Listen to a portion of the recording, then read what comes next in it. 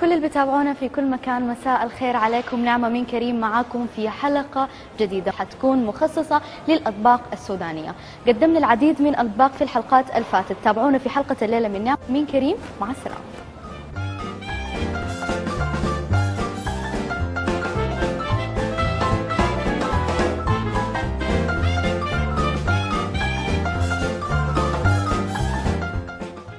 من داخل مطعم الحوش بالتحديد من مطبخ المشاوي التقينا بشيف علي. شيف علي، كل سنه وانت طيب ورمضان كريم. رمضان كريم، الله اكرم. تصوموا وتفطروا على خير. تسلم. كيف ان شاء الله؟ كويس تمام بخير الحمد لله. انت كيف صحتك؟ الحمد لله نحن بخير الحمد لله. مع الفحم المولع ده، انت الليله حتشوي لنا شنو او شنو حنقدم الليله؟ الليله بقدم لكم العقاشي. تمام. بقدم لكم عقاشي، وانتم زي ما عارفين مع رمضان ده مع السخان الله يدينا العافيه له. ان شاء الله. تمام. الليله حنعمل الاجاشي، ومعروف الاجاشي في جميع انحاء السودان. هو عباره عن لحمه بتقدم باي نوع من الانواع، وبتتبل بطريقه معينه، وكمان بتتأدى بطريقه معينه. بس نحن الليله مستخدمين حاجه انا شخصيا ما عارفه هي شنو. شوف علي، بس معلش ممكن توريني دي شنو؟ كل الناس اللي بيتابعونا الماء عرفتي اساليني انا بوجهك ليه. خلاص تمام. دي شنو؟ دي تكبه. اوكي. يعني دي لكن تكبه ما الاصليه. اوكي. دي بتتداول لما كان نحن عندنا حق جدودنا طبعا في ارض يلموا الرمله كده ويرشوها تراب، يرشوها مويه وتراب كده تكون نظيفه، يولوا النار في الوسط ويغزوا العقاشه كده. وبعدين حيجي بعد ما نعمل لك عقاشه بوريك البيان بالعمل ده. تمام جدا. طبعا الحاجه دي او التكبه دي عشان بتحافظ على التيست او الطعم حق الاجاشي، انه يكون الطعم الاصيل، الطعم الحلو بالجد. طيب اوكي، نحن نبدا في التجهيز. اوكي.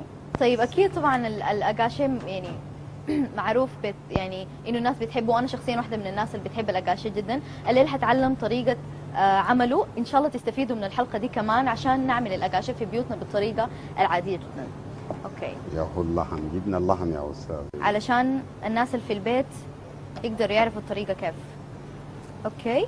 العقاشي يعني ممكن زول لو داير يعمله سريع، وجبه سريعه ممكن يعملها في بيته وياكلها سريع وما في اي مشكله. طب انا لو ما عندي تكبه في بيتنا، او ما بقدر اجيب رمله عشان انا مثلا اخذها واستخدم مثلا الاجاشي بالطريقه في شوايه عاديه. طيب اوكي. اشتغلي بشوايه عاديه. طيب اوكي تمام. طيب احنا حسيت تقريبا ما زلنا في المرحله بتاعه تقطيع الاكاشي، او طريقه يعني توضيبه زي ما قال شيف علي، بطريقه تخليه يقدر يدخل في السلك، الخشبه او العود كده. احنا عملنا 4، يعني انا ومعي علاء مدير التصوير والدايركتور كمان. اوكي عملنا 4. بعدين انتوا في البيت على حسب الكميه اللي انتوا حابين تعملوها طبعا بتتعمل.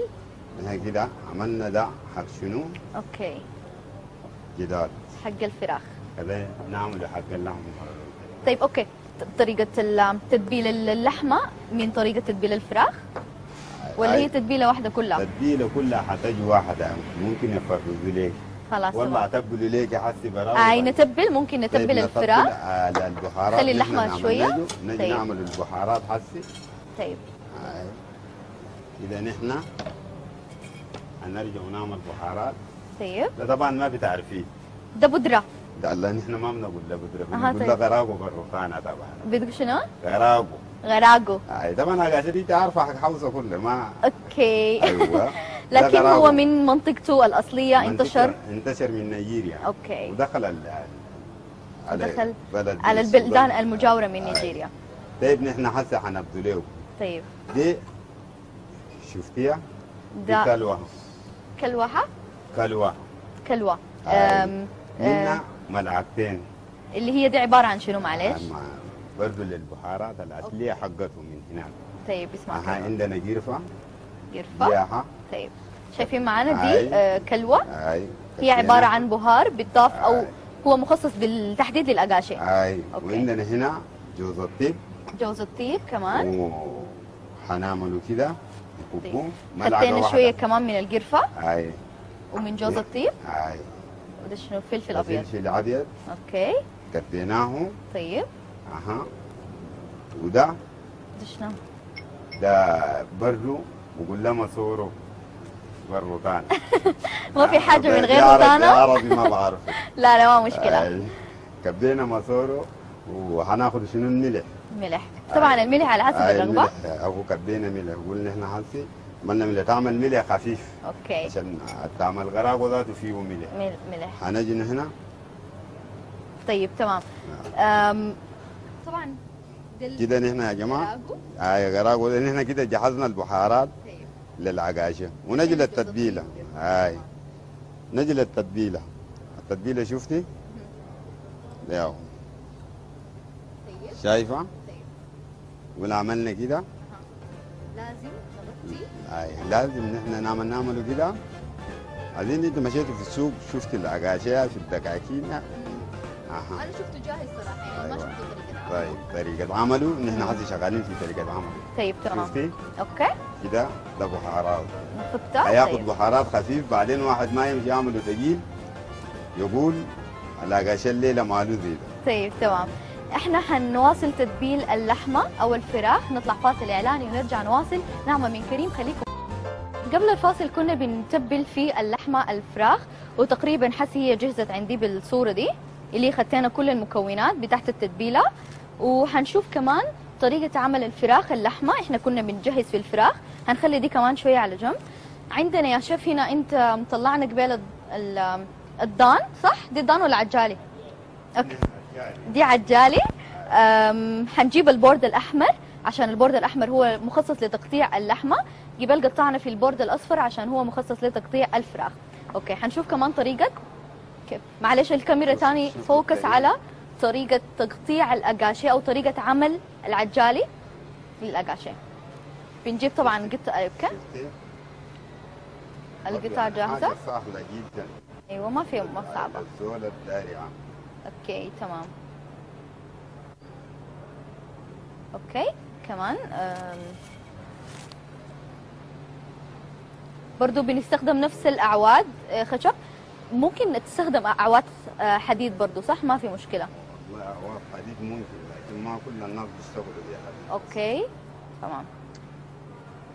طيب احنا هسي بنشاهد طريقه تقطيع او تقطيع اللحمه اللي عشان نقدر انا استخدمها بطريقه سهله ومبسطه في اني ادخلها في عود الخشب او عود الحديد على حسب الموجود عندنا.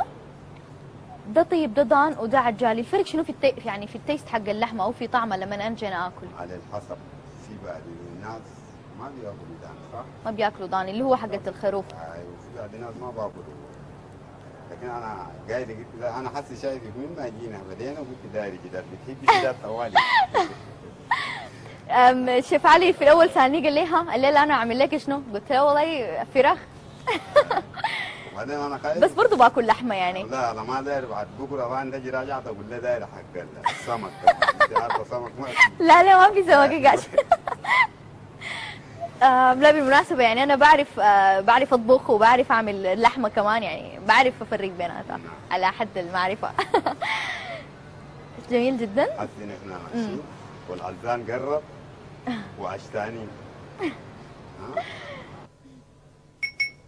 دي طبعا البهارات اللي قال عليها الشيف، معلش هو قالها بالروتانا وانا ما عرفت احفظ اساميها، لكن اكيد حتظهر لكم في الشاشه بحيث انكم انتم تقدروا تعرفوا اساميها، وكمان متوفره في السوق اذا انتم حابين. بس بعرف منها جوز الطيب يمكن والقرفه. اخلي ليك الباقي ده. في غرقه برضه. اخلي ليك الباقي ده ولا احطه في الثلاجه؟ لا خدته في الثلاجه.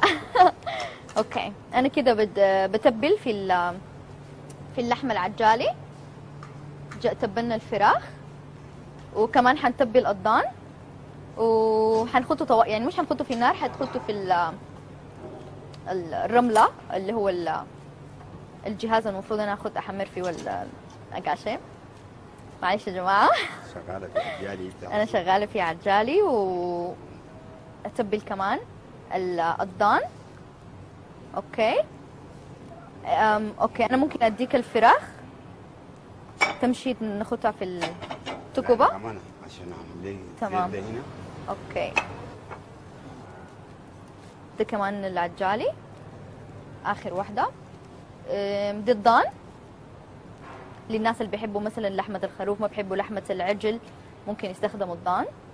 وللناس اللي ما بياكلوا اساسا لحوم حمراء ممكن ياكلوا لحوم بيض، اللي هو ممكن يستخدموا الفراخ زي ما عملنا في المرحله الاولى. على النار قبل ما اوكي انت امشي. أيوة.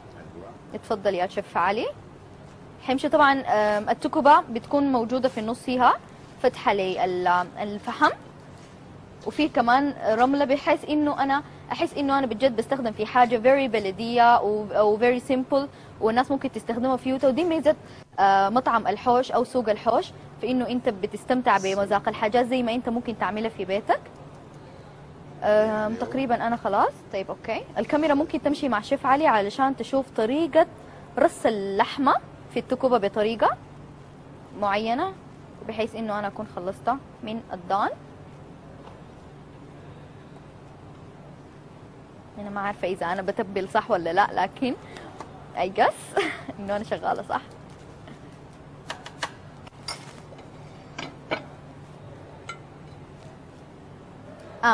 حنخد زيت، صح انا نسيت. حنخد زيت قبل ما نمشي النار او نمشي التكبه. دي طريقه وضع الاقاشي او اللحمه في التكبه. بتكون مميله شويه صح يا شيف؟ تكون مميله شويه. مميله شويه عشان السرعه تستوي. المستعجل. طبعا مشاهدينا احنا ممكن نشغل مخرج التهويه للدخان، لكن ما حتقدروا تسمعونا كويس، فاذا شغلناه وما حتسمعونا كويس فنحن حنستحمل الدقائق اللي حيستوي لي فيها الاقاشي. بس كمان الدخان لازم يكون فيه تهويه لانه ضار بالصحه اكيد، وزول لما يكون في منطقه فيها دخان كثير التنفس بيبقى له صعب، خصوصا الناس الازمتك او اللي عندهم حساسيه او عندهم مشكله في النفس. طبعا الحاجه دي لما تكون في الحوش او تكون في الرمل او تكون كده بيكون في تهويه طبعا طبيعيه من الهواء، لكن حسي هنا في المطعم في مخرج التهويه بس هو ما شغال عشان الصوت. احنا حنطلع فاصل اعلاني، حنرجع نواصل نعمه من كريم، خليكم معنا. رجعنا من الفاصل وخدتنا الفراخ، اقاشي فراخ، وخدتنا اقاشي العجالي، وده كمان اقاشي ضان. بس قبل ما نخده في التكبه المفروض شويه نمرر عليه شويه من الزيت، بحيث انه ياخذ اللمعه اللي انتم شايفينها في الكاميرا، وكمان يستوي لي بسرعه. صح. اوكي خد كده صح؟ ايوه اوكي صح كده؟ اوكي تعلمتها ماشي كويس. ماشي كويس تمام. اوكي ده الاقاشي العجالي الضان عملناه. اوكي تفضل. عايز كمان شويه. اوكي شايفين انتوا الاقاشي؟ اوكي يا شيف علي، انا ممكن الاقاشي ده يصبح لي في يوم من الايام اكله عالميه، بحيث انه ممكن يتناول في المطاعم بطريقه شويه تكون معروفه للناس، والناس في انحاء العالم تعرف الاقاشي جدا بطريقه عالميه. اوكي انت ممكن تقدم لنا معه شنو، او شنو فكرتك للاقاشي العالمي؟ العقاشة العالمي والعقاشة حسي نفسه يعني قريب للعالم، لأن حسي السعودية فيها عقاشة. اوكي في الجدة فيها عقاشة، بس شويتين احنا دايرين إن شاء الله يسأل العالم كله. ان شاء الله. لكن ماشي كويس في أي محل حسي فيها عقاشة. اوكي تمام. اوكي تفضل. اوكي احنا هنخلي الاقاشي ياخذ وقته. استاذ هشام رمضان كريم، كيفك؟ بخير الحمد لله. نحن قاعدين نعمل في الاقاشي، والتكبه خدتنا في التكبه اللي هو بيخطوا فيها الاقاشي وبطريقه كده. تعرف شنو عن الاقاشي؟ اول حاجه من وين انت؟ أنا من سوريا. طبعا بس كنت بأكثر من دولة بالعالم حسب شغلي ودراستي.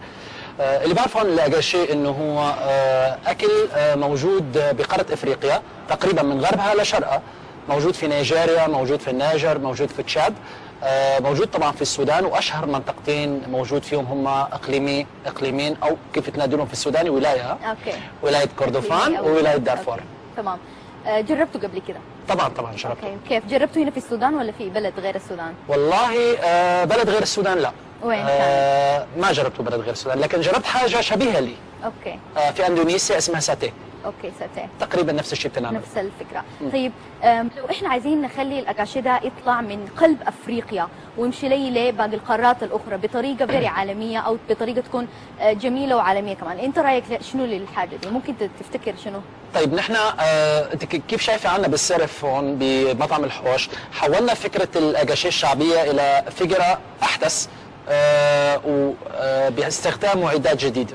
طبعا هو الاجاشيه بنعمل بالصحراء او بالاماكن اللي بيكون عايشين فيها الناس في القرى. أوكي. نحن حولناها المعده او الاداه اللي بتعمل الاجاشيه الى اداه مطبخيه جديده. طيب. هذه الفكره ممكن تكون يعني كيف نحكيها انه اختراع للانسان يعملها. سيمبل فيري بسيط. اوكي. وممكن ينتشر بالعالم كله لانه الاكل حضاره اكيد وفن. طبعا اكيد. شكرا لك استاذ هشام، أهلا نحن وسهلا مستمتعين جدا بطريقه شواء الاجاشيه. أهلا ان شاء الله وسهلا فيك. اول ما يجهز حنوديك تتناوله وتذوقه كمان، ان شاء الله يعجبك. شكرا كثير لك. ما زلنا متواصلين مع شيف علي في أوكي. الاجاشيه، وتقريبا ما عندنا ما فضل علينا كثير.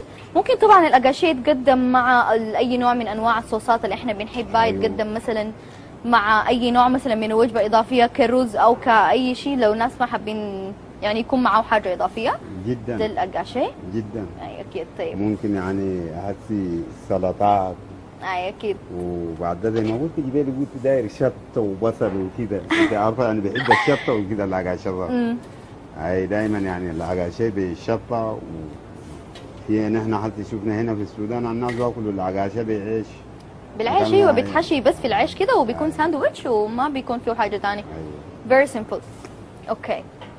ما فضل كثير على اللحمه وحتطلع حسي من النار او من التكبه. قربت. وكمان يعني الاجاشي ما هو حصريا بس يتعمل على التكبه، يعني في اي شوايه في البيت عاديه بتستخدمها. اوكي تمام. نحن المفروض ياخذ كم؟ طيب انا لو مثلا ما عندي خبره في انه انا اعرف الاكل استوى ولا لا، ممكن اعيد كم من الزمن يعني؟ ممكن ياخذ يعني 10 دقائق 10 بالكثير دقائق في النار. بالكثير. اوكي. طبعا ده على حسب انه النار حاميه ولا لا. اي كده عندنا الاكاشيه اللحمه تقريبا استوى،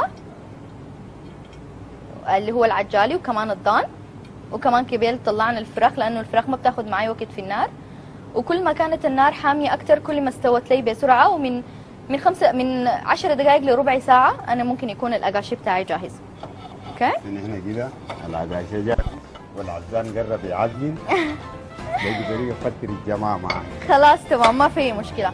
كده مدير التصوير والمخرج والمذيعه وكل الناس وانت ذاتك حتفطر معانا اكاشي فراخ وعجالي وضان. مشاهدينا في كل مكان، ده كان طبقنا لليلة، عبارة عن فراخ استوحت فكرته من نيجيريا وانتشرت إلى وصلت السودان والدول المجاورة من تشاد ومصر، وحنفكر أو حيصل عما قريب إن شاء الله إلى طريقة عالمية. بتمنى انكم تجربوا الأكاشي. شفتوا معانا الطريقة، خليكم معانا في حلقة جديدة من نعمة من كريم، وكل سنة وانتم طيبين وبالهنا والشفاء.